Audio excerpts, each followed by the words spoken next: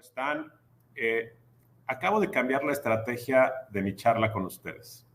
Creo que iba a presentarles 150 láminas de PowerPoint, pero creo que es mejor conversar de manera directa. Creo que podemos tener una charla mucho más introspectiva. Al final les voy a mostrar algunas láminas, pero quería mostrarles 100 gráficas de por qué Morena se está convirtiendo en el nuevo partido hegemónico. Creo que puede ser más claro si lo platicamos y después me encantaría poder escuchar sus preguntas y poder resolverlas. A diferencia de Gabriel, que me antecedió, yo no soy optimista sobre las cosas que están pasando en México. A mí me parece que este periodo de gobierno efectivamente es una reacción a los abusos, a la frivolidad, pero está siendo una reacción de péndulo que quiere desmontar y desmantelar todo. Creo que estamos llegando a un punto en donde verdaderamente, y lo digo sin ánimo de melodrama, se está llegando a una batalla real por el futuro del país. Creo que la iniciativa de reforma eléctrica que presentó López Obrador sí es sumamente dañina, no solo para el sector eléctrico, para la concepción de la economía de mercado, para la promoción del emprendimiento, para la creación de un futuro diferente para el país, para que México pueda aspirar a la modernidad. Creo que en este tema, por razones ideológicas, por estigmas personales del presidente, por una lucha política que él quiere encabezar, por su obsesión de pasar a la historia, sí, México sí corre el riesgo en las próximas semanas de dar un salto cualitativo hacia el pasado. Yo pienso que la probabilidad de aprobación de esa reforma es baja todavía, pero si se llegase a aprobar, creo que sí el país habrá malgastado, sin duda, un paso adelante y estaremos empezando a romper la vajilla del andamiaje institucional.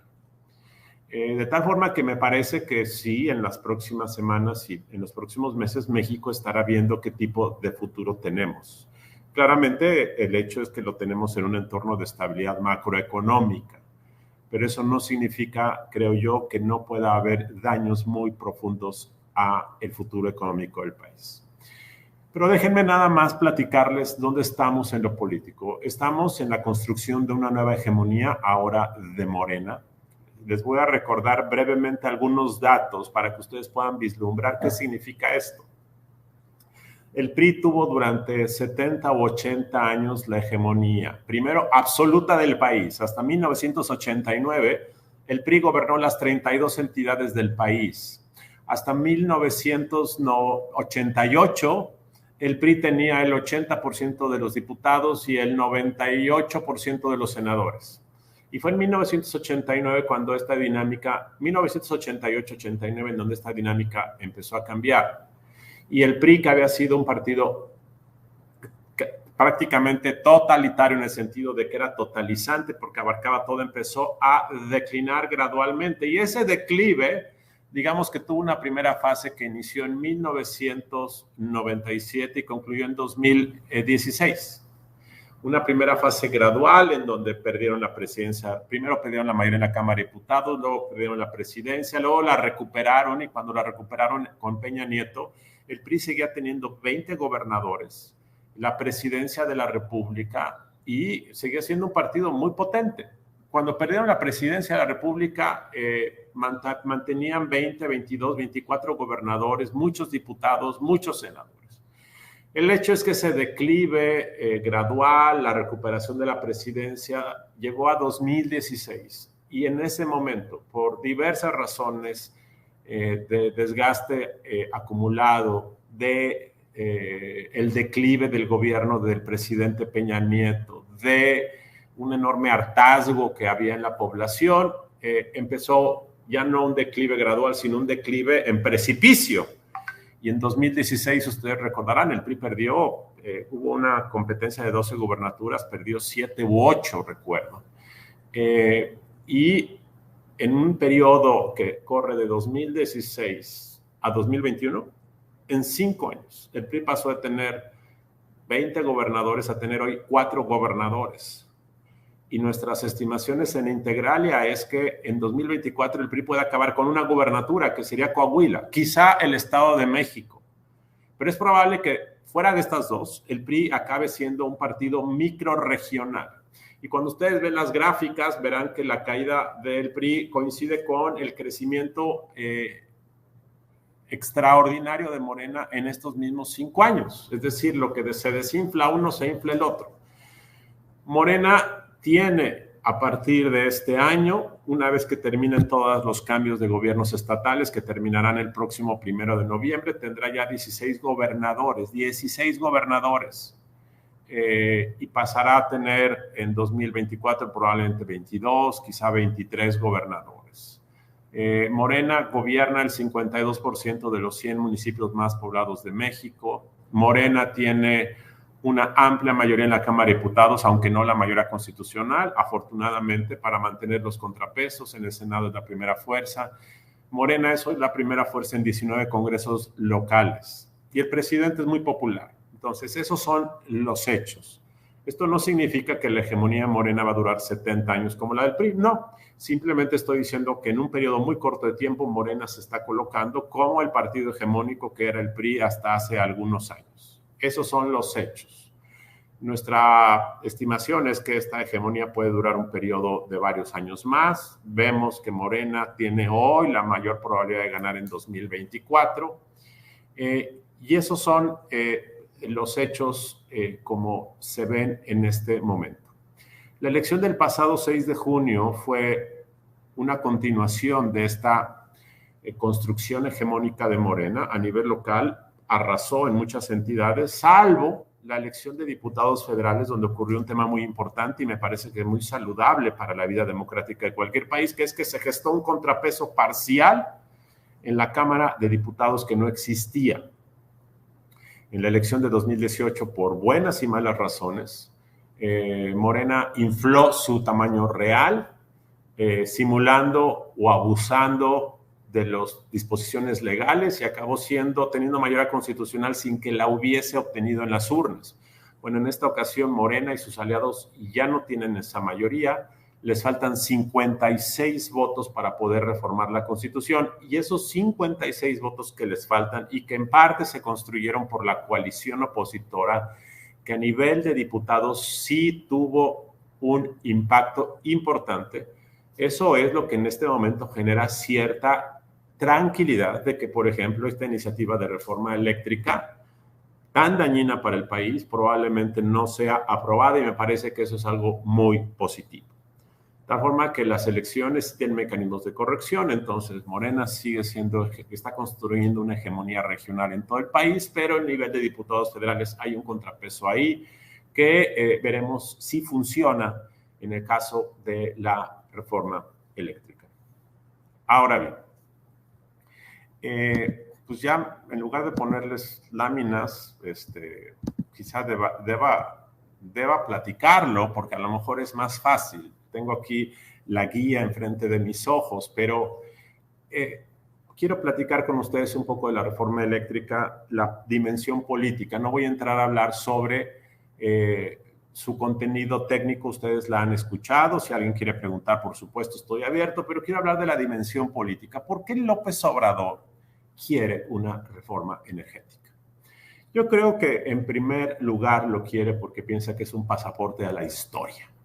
López Obrador está obsesionado con la historia. No sé si quienes de ustedes hayan visto el último informe de gobierno, pero comúnmente López Obrador dice que esta es la cuarta transformación. Comúnmente quienes hacen esas aseveraciones son los historiadores 40 o 50 años de que un periodo histórico terminó. Esta es la primera vez que un presidente, antes de que concluya su gobierno, dice que él ya está en la cuarta transformación y que está a la altura de Benito Juárez, Jesucristo y Madero. Y el pasado 16 de septiembre, durante la ceremonia de independencia, estuvo ya, yo lo noté, tengo la impresión de que es algo subliminal, siempre él aparece hablando con un cuadro de Benito Juárez que cuelga de una pared a una altura mayor a la de él. En esta ocasión apareció en la misma en la misma dimensión, en la misma altura que Juárez. Entonces había un cuadro de Juárez, él estaba a la misma altura y lo cubría. Cuando yo vi esta escena, me dio la impresión de que hay ya una cuestión de mimetismo en donde él siente que él ya es parte de esa dimensión de Benito Juárez y creo que considera que dejar su huella en la Constitución a través de esta reforma es pasar a la historia como el presidente que nos devolvió la soberanía energética. Y yo creo que él sueña mucho en lo que hizo Lázaro Cárdenas, en lo que hicieron Benito Juárez cuando huyó del país, con los archivos de la nación y salvó al país de los extranjeros. Esta idea yo creo que es un tema muy importante. El segundo es que toda su legislación, la ley de la industria eléctrica, pues ha sido paralizada por jueces y por tribunales y eventualmente por la Suprema Corte. Entonces yo creo que hay mucho enojo de que todos sus intentos de generar un estrangulamiento del sector a través de medidas legales está entrampado y tiene entrampado al sector. Entonces esto yo creo que es parte del problema. Tercero, porque es un instrumento de propaganda. Pase o no pase, esto es un instrumento de movilización. Imaginen ustedes que esta reforma se aprueba, pues va a haber seguramente, digo, cuando las reformas del Pacto por México en 2013-2014 eran aprobadas, pues eran aprobadas y punto.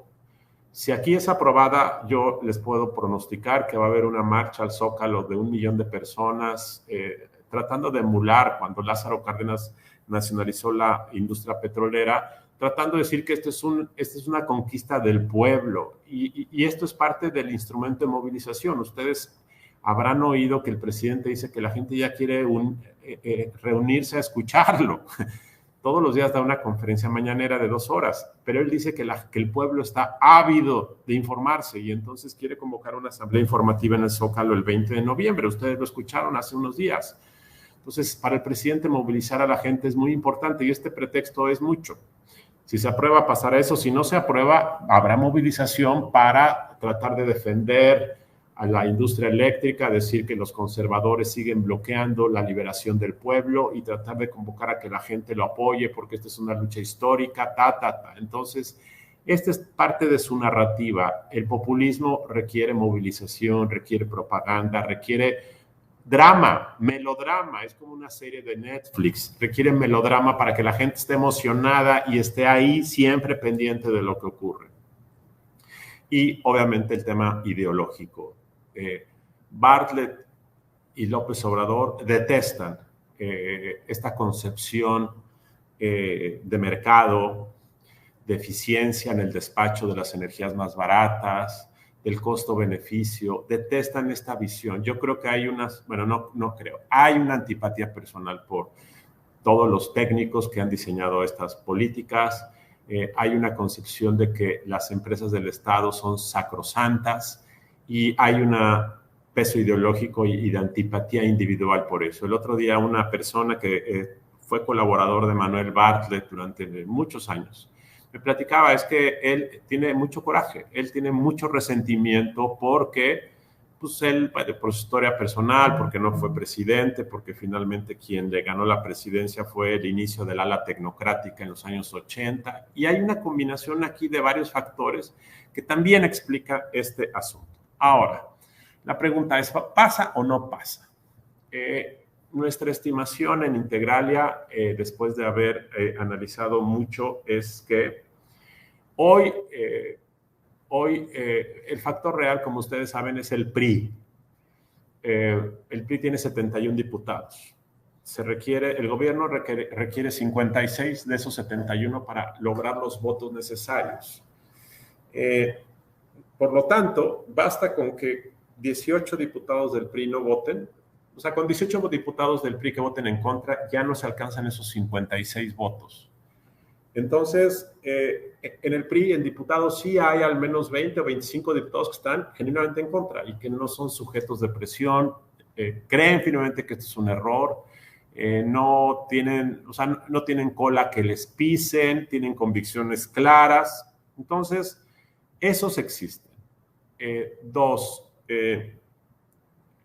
para la presidencia del PRI, ¿qué le conviene más?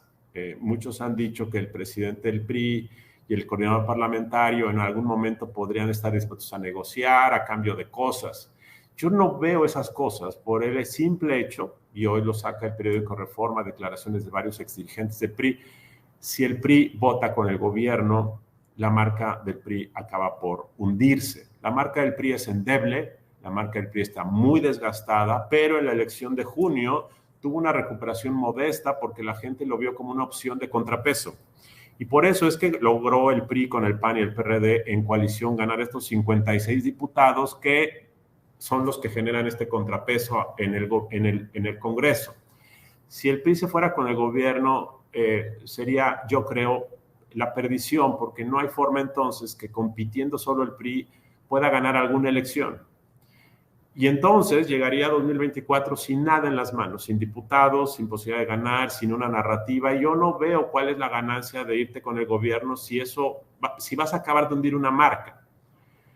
Entonces yo creo que al final lo que está haciendo el PRI es comprar tiempo, está diciendo que van a escuchar y tengo la impresión de que al final van a votar en contra de forma mayoritaria. Hay un riesgo, sin embargo, que la opinión pública acabe apoyando a López Obrador a favor de la reforma.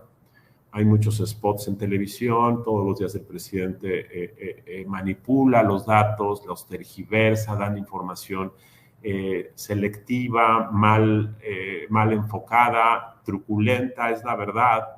Ustedes han visto estos datos que muestran de que los Oxxos pagan, que los hogares pagan menos que los Oxxos y están usando la tarifa de más alto consumo que paga el 3% de los hogares mexicanos, pero si tú tomas la tarifa subsidiada es mucho más baja, obviamente, que un Oxxo. Entonces, todo esto está haciendo que mientras el sector empresarial no salga de forma organizada, y esto no significa conferencias de prensa, significa una campaña masiva en radio y televisión que combata la retórica del presidente. El único riesgo que yo veo es que de repente 2 semanas antes de la votación salgan encuestas diciendo 80% de los mexicanos aprueban reforma de López Obrador, y en ese momento, si los diputados del PRI ven esos datos, se pueden asustar y pueden acabar votando a favor. Entonces, ese es un riesgo, de tal forma que yo veo improbable que se apruebe, salvo que la opinión pública apoye al gobierno, y eso puede complicar las cosas en su momento. Yo, desafortunadamente, esta propuesta de reforma es tan radical que yo no veo manera de que haya un punto intermedio. De que, oye, bueno, vamos a mejorarla, le quitamos esto, dejamos esto. Yo creo que todos sus elementos, bueno, la mayor parte de sus elementos son muy negativos y trastocan estructuralmente un modelo de mercado que creo que requiere el sector eléctrico. De tal forma que yo veo que desafortunadamente esto es blanco o negro. Y Bartlett lo dijo el viernes en una conferencia de prensa: ni se crean que va a haber un plan B, esto es así y no se le va a cambiar nada. Ahora bien, entonces la probabilidad de que se apruebe es baja. Sin embargo, desafortunadamente el estrangulamiento del mercado se va a continuar, porque si no se aprueba esta reforma, el gobierno a través de la Comisión Reguladora de Energía va a seguir estrangulando. Están los permisos congelados, hay pleitos judiciales, pleitos administrativos, de tal forma que el sector va a estar desafortunadamente detenido hasta 2024, 2025, y sepamos la nueva o el nuevo presidente qué planes tiene en este sector.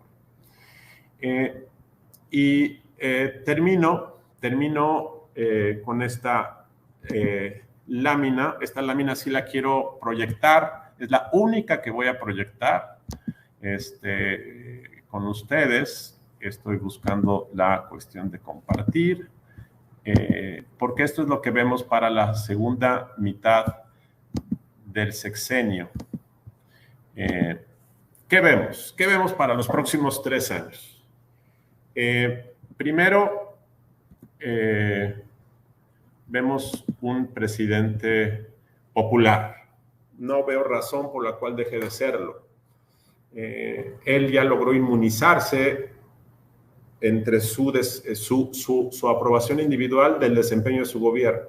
muchas áreas de su gobierno están mal evaluadas. Y sin embargo, la gente sigue hablando bien del presidente. Entonces ya disoció. No importa que las cosas no salgan, no importa que no haya medicinas, no importa que haya más pobres, no importa. La gente lo evalúa y lo evalúa bien. Y no vemos alguna razón para que esto cambie. Tendría que ser un shock muy potente que trastocara notablemente. Es probable que vaya descendiendo probablemente la popularidad, pero, ojo, también puede ocurrir que la reforma eléctrica no se apruebe, como dije, y que él acabe siendo más popular. ¿Por qué? Porque entonces puede salir a apelar el hecho de que diga el PRI y los partidos conservadores me están bloqueando, yo quiero salvar al pueblo. Y si el sector empresarial mexicano no lleva a cabo una labor pedagógica para explicar a la gente, no duden que se vote en diciembre la reforma eléctrica, se rechace, el presidente use esto y en enero tengamos un presidente más popular. Hoy anda en 60, que acabemos con un presidente en 70%. Más allá de esos niveles, yo creo que va a seguir siendo popular hasta el final de su sexenio, y esto es una cosa que vemos para los próximos 3 años. 2, como ya mencioné, un presidente obsesionado con su lugar en la historia. López Obrador dice que ya está en la historia, que ya la 4T ya es una realidad, que ya le faltan muy pocas cosas que ajustar. La verdad es que yo no lo veo. Yo no veo que haya habido cambios de fondo, estructuralmente de fondo. ¿A qué me refiero? Yo no veo que hoy estructuralmente en México haya menos corrupción. Podemos conceder que el presidente en lo individual es menos proclive al enriquecimiento individual, a la vanidad y el materialismo, lo puedo conceder. Es probable que así sea, pero la corrupción sistémica en los niveles de gobierno, en las relaciones empresas, gobiernos, en todos los niveles, yo no veo que esto sea diferente, muy diferente del pasado. Yo tampoco veo que el tema de la justicia haya mejorado. Veo un problema de inseguridad mayor, veo más captura del crimen organizado de los gobiernos locales. Yo no veo que haya habido un cambio estructural. Hay más programas sociales, hay un presidente popular, hay gente con esperanza, pero que las condiciones materiales y de justicia y de funcionamiento del gobierno sean mucho mejor que antes y que estamos en una nueva era, yo no lo veo. El presidente lo cree, y qué bueno que lo crea, porque si lo cree va a ser menos dañino. Si en un momento siente que la historia se le va de las manos, puede hacer decisiones muy dramáticas. Cuando López Portillo se le iba el país de las manos, nacionalizó la banca. Y fue una medida desesperada porque él había prometido, algunos de ustedes recordarán que el problema de México ya era administrar la abundancia en los años 70. Si de repente el país se le colapsó y en una medida desesperada porque se le iba todo su castillo de naipes, nacionalizó la banca. Entonces, ojalá el presidente piensa que ya estamos en la historia porque eso lo va a hacer más moderado. Tercer tema que vemos es un presidente más radical y más polarizante, pero con menos fuerza para enmendar la Constitución. Ya lo comenté, no tiene los votos, pero el presidente va a ser más radical. Populismo generalmente va subiendo el volumen, porque si no subes el volumen la fiesta se acaba, y yo creo que esto se va a mantener. Ojo, si la reforma eléctrica no se aprueba como anticipamos, el presidente va a reaccionar de una forma muy agresiva contra el sector empresarial. Y a diferencia de otros políticos que pierden una batalla y entonces sientan y recalculan, no lo va a hacer. Y es probable que el próximo año convoque una consulta popular para el tema energético y siga con este tema durante mucho tiempo. Cuarto tema que vemos es que hay algunos contrapesos que están funcionando. Por supuesto, el Congreso que ya mencioné. La Suprema Corte toma algunas decisiones y hay muchas otras pendientes que muestran que en algunos temas pone contrapesos. Lo mismo pasa con el Tribunal Electoral. El INE no ha sido capturado por el gobierno. Entonces, hay algunos contrapesos ahí que van a seguir funcionando. Quinto tema que vemos es que van a crecer los litigios con Estados Unidos. Lo eléctrico puede, por supuesto, detonarlos más o no, depende de lo que pase. Washington está focalizado en el tema migratorio y como en ese tema López Obrador les está cumpliendo con la Guardia Nacional deteniendo centroamericanos, en Estados Unidos hay cierta tranquilidad de que ese tema está controlado, que es el que políticamente hablando más les urge. pero en el tema de seguridad y en el tema energético siento que Washington está un poco viendo el juego y además Biden muy ocupado con problemas domésticos e internacionales. Entonces, en este momento no vemos que eso vaya a ser un contrapeso todavía. Sexto tema que vemos es, como ya dije, Morena hasta hoy vemos que es el partido más probable que gane nuevamente la presidencia. Por lo tanto, la pregunta es quién será ese perfil para ver si será la continuación radical de este gobierno en algunos temas o será una versión más moderada o más radical.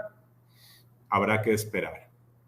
Y finalmente, y este creo que es un tema muy importante para ustedes y para todos, es este gobierno va a dejar muchos pasivos. Muchos pasivos. ¿Cuáles pasivos? Primero, obligaciones de gasto social que van creciendo. Los programas sociales de López Obrador van a ir aumentando en el tiempo.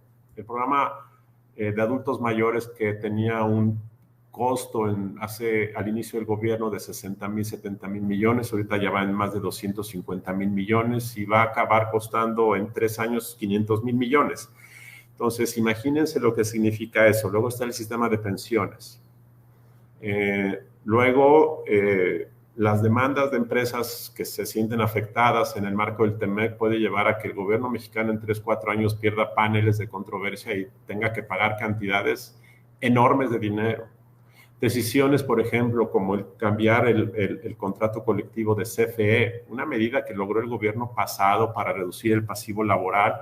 Ahora Bartlett redujo la edad de retiro otra vez y eso aumentó el pasivo laboral de la CFE. Entonces, es un nuevo gobierno con muchas obligaciones de gasto, muchos pasivos y sin fondos disponibles. López Obrador llegó a la presidencia y tuvo casi 400,000 millones de pesos de dinero que estaba en las cajas, en los fideicomisos, en fondos de estabilización, y eso le permitió a López Obrador navegar 3 años. Eso ya no va a haber.